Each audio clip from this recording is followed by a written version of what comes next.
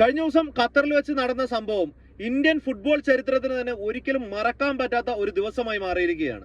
ലോകകപ്പ് football ക്വാളിഫയറിൽ ഖത്തറിനെതിരെ India തോറ്റിരിക്കുകയാണ്. തോറ്റു എന്ന് പറയുന്നതിനേക്കാളും നല്ലത് തോൽപ്പിച്ചു എന്ന് പറയുന്നതായിരിക്കും. ഒരു ഗോളിന് ഇന്ത്യ മുന്നിട്ട് നിൽക്കുന്ന സമയത്ത് ഈ താഴെ കാണുന്ന ഈ വീഡിയോയിലെ ഈ ഒരു സംഭവം അപ്പോഴാണ് സംഭവിക്കുന്നത്. All of it has gone out. That has been pulled back. Wow. And that has been scored by Qatar. Wow. And surely somebody has to see this, and that goal has to be disallowed. It doesn't seem to be disallowed as of this moment. That has been pulled.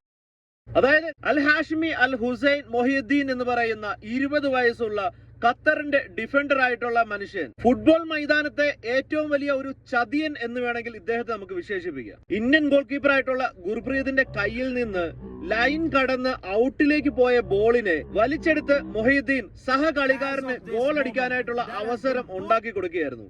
സാധാരണ ഏതൊരു മനുഷ്യനും ഒറ്റ നോട്ടത്തിൽ കണ്ടാൽ മനസ്സിലാവുന്ന ഔട്ടായിരുന്ന ബോളിനെ referee ആയിരുന്ന ദക്ഷിണ കൊറിയക്കാരൻ Kim വൂസുങ്ങിന്റെ തീരുമാനം അത് ഗോൾ എന്നായിരുന്നു.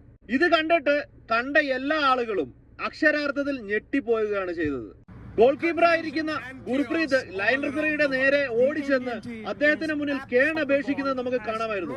പക്ഷേ കിം വൂസുങ്ങിന്റെ തീരുമാനം അത് ഉറച്ചു നിൽക്കുന്നതായിരുന്നു. ഈ ഒരു ദിവസം ഇന്ത്യൻ ഫുട്ബോളിന്റെ ദിവസമല്ലായിരുന്നു എന്ന് വേണമെങ്കിൽ നമുക്ക് കരുതാം. കാരണം ഈ ഒരു ക്വാളിഫയർ മാച്ചിൽ വാർ സിസ്റ്റം അഥവാ നമ്മുടെ വീഡിയോ അസിസ്റ്റന്റ് റഫറി എന്ന് പറയുന്ന സിസ്റ്റം ഉപയോഗിക്കാൻ കഴിയില്ലായിരുന്നു. ഇതിനെതിരെ ഇന്ത്യൻ ഫുട്ബോൾ അസോസിയേഷനും മറ്റും പരാതിയുമായിട്ട് ഫിഫയുമായിട്ട് ബന്ധപ്പെട്ടിട്ടുണ്ട് എന്നാണ് അറിയാൻ പറ്റുന്നത്. ഇനി ഇതിന്റെ തീരുമാനം എന്തായിരുന്നാലും ഏറ്റവും നീചമായിട്ടുള്ള ഏറ്റവും വൃത്തികെട്ട കളിയായി പോയി ഖത്തറിന്റെ ഭാഗത്തു നിന്നുണ്ടായിരുന്നത്.